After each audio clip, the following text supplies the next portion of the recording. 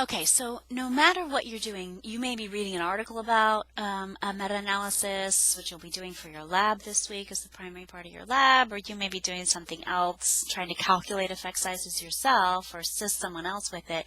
But you want to basically be able to understand what effect sizes are and what's strong, medium, low, all of that kind of stuff. So what is an effect size telling you? If the effect size is positive and you have an effect size of plus 1.0, then the experimental group changed one standard deviation more than the control group changed.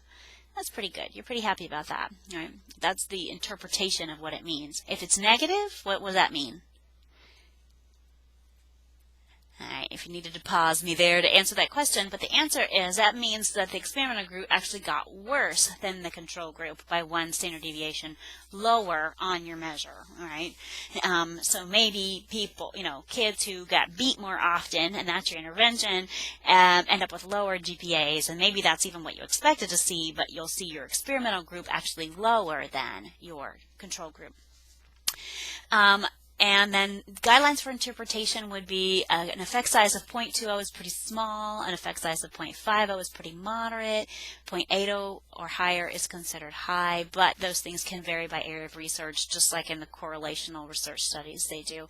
And don't forget, effect size can go over 1. Unlike a correlation, which is frozen, it can't get higher than 1, effect sizes, you can get 2 standard deviations, greater a treatment group than control group. You can go as high as is reasonable about that.